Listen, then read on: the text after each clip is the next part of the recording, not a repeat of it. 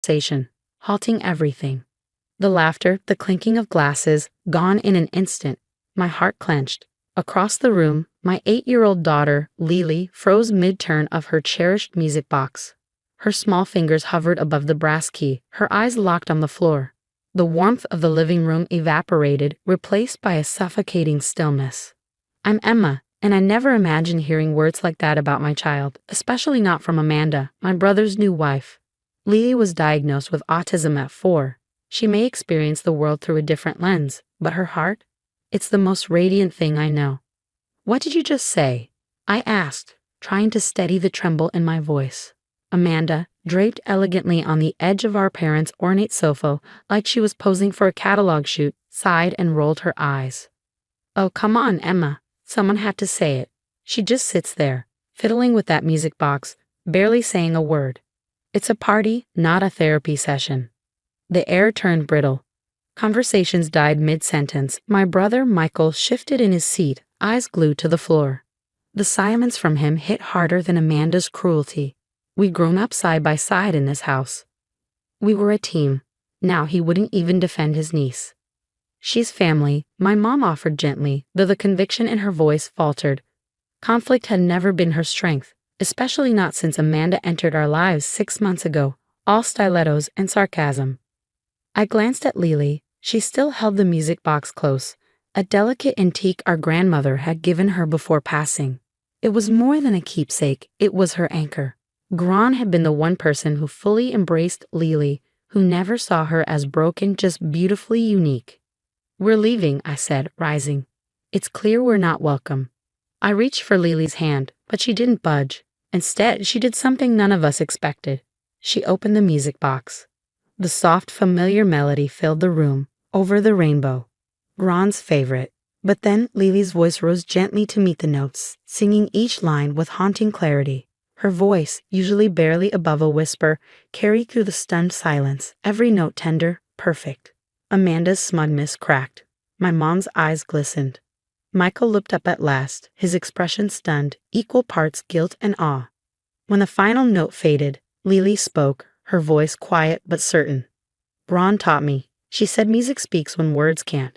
She also gave me keys. She reached inside the music box and pulled out a stack of sealed, time-worn letters. Amanda's voice snapped. What is that supposed to be? Letters, Lily said, holding them with care. From Gran, one for each of us. She said to give them out when the time was right. I think this is the time.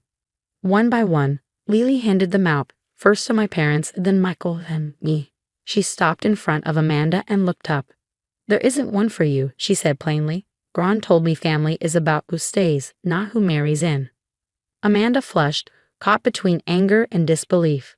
Michael opened his letter with shaky hands, his eyes scanning the page. Tears slid down his cheeks. She knew, he whispered.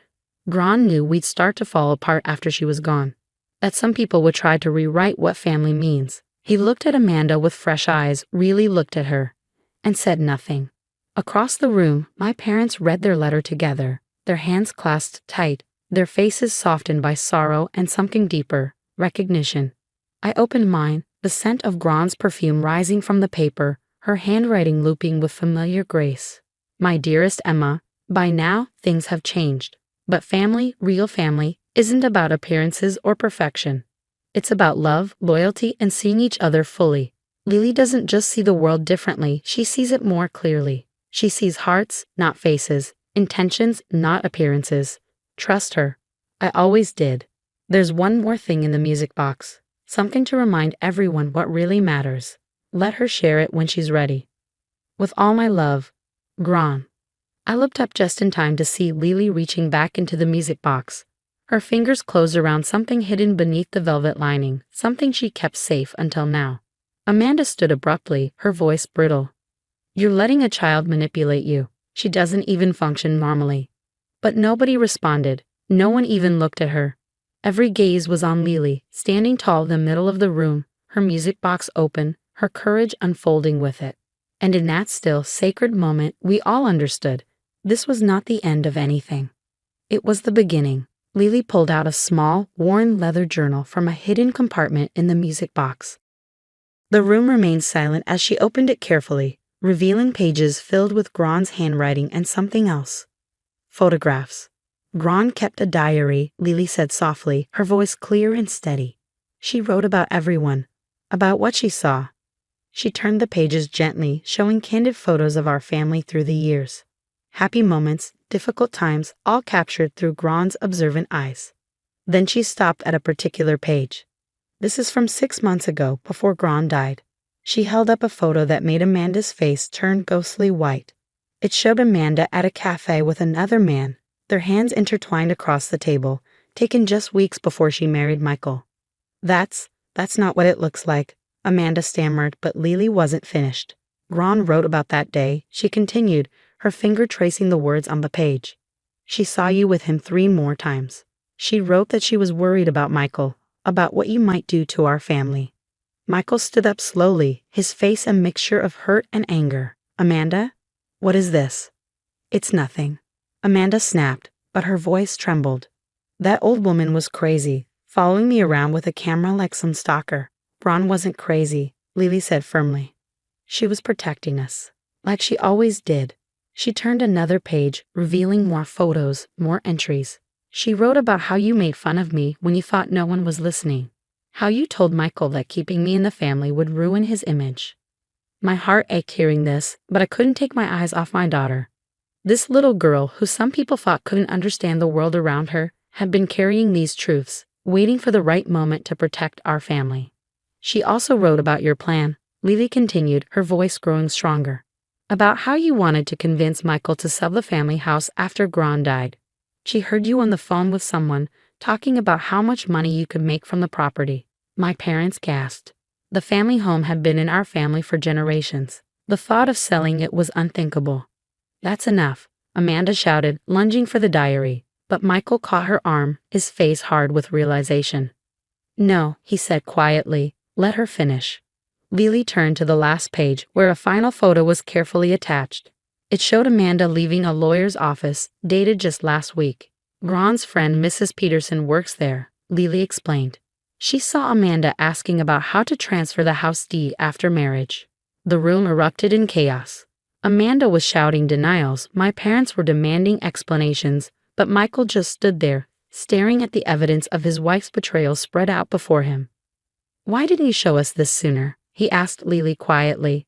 My daughter looked at him with those wise eyes that saw so much more than people realized. Gron said timing matters. She said sometimes people need to show who they really are before the truth can help. I moved to stand behind Lily, placing my hands protectively on her shoulders. But she didn't need my protection anymore. She had grown stronger than any of us had realized. You don't understand what you're doing, Amanda hissed, grabbing her designer purse. You're ruining everything. No, Michael said, his voice firm. You did that yourself. He turned to Lily, kneeling down to her level. Thank you, sweetheart, for watching over us, just like Gron asked you to. Amanda stormed out, the door slamming behind her. The sound echoed through the house, marking the end of her presence in our family. My parents embraced Lily, their eyes filled with tears of gratitude and regret. We're so sorry, Mom whispered, for not seeing everything sooner, for not standing up for you stronger. But Lily just smiled, that beautiful, pure smile that lit up her whole face. Gron said family sometimes loses its way, she said, but love always brings them back home. She closed the music box gently, the familiar melody playing one last time. But there was still one more secret hidden inside, one final gift from Gron that would heal our family completely. The last part of the music box had a small folded paper and a tiny key. Lily carefully unfolded the paper and smoothed it out with her hands. It's Gron's real will, she said quietly. Michael leaned in, confused. But we already read the will months ago. Mom nodded. The lawyer handled it all after Gron passed. That wasn't Gron's real lawyer, Lily explained. Gron wrote that Amanda made her use someone else. But Gron kept the real will safe. She held up the key. This opens her safety deposit box at the old bank downtown. I remembered that bank. Gron had always used it, even when newer ones opened. Now I knew why. She was protecting our family, even after she was gone. The next morning, we all went to the bank. When the box opened, we found another letter from Gron and some legal papers that changed everything. The house, Mom said, her eyes wide. She read from the papers. Braun said it can never be sold. It belongs to a family trust, for Lily. Tears filled my eyes as I read Gron's letter. She had watched Lily grow, seen how special she was, and knew Lily was the right one to take care of our family's home and memories. Lily sees the truth where others only see differences, Gron wrote.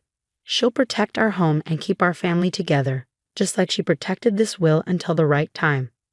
Michael, who had started the process to divorce Amanda that morning, knelt beside Lily. You saved our home. You saved all of us. Lily smiled, a calm, knowing smile that reminded me so much of Gron. Gron said home isn't just a place, she said.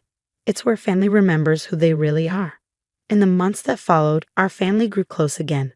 The house became warm and full of laughter. Michael spent more time with Lily, and he began to see the world through her eyes. One evening, as we sat on the porch swing Gron had loved, Lily opened her music box again. As the melody played, she showed me a photo she had kept hidden until now. It was of Gron holding baby Lily, looking at her with love and pride. On the back, Gron had written, "Some see her difference as a problem. I see it as her superpower. She'll show everyone that love is louder than words, and truth is brighter than how things look." Ron knew you needed time to believe in yourself, I told Lily, hugging her close. She knew you'd show the world your strength, your way. She said being different isn't wrong, Lily replied, her voice strong. It's just a better way of seeing things. When the real will was shown, Amanda's claims to the house and family estate were thrown out. She left quickly, and we didn't see her again. Michael was free to heal, and our family was stronger without her. Now the music box sits on the fireplace mantel. Lily plays it every evening. Its soft tune reminds us of love, courage, and how one quiet girl saved us all. Gron's love lives on, not just in the house, but in Lily. She showed us that family isn't about being perfect. It's about love, kindness, and standing up for what's right. And Lily, she keeps amazing us. We no longer hide her autism or feel ashamed of it. We celebrate it, because Gron was right. Lily's way of seeing the world makes our lives richer, stronger, and more beautiful than we ever imagined.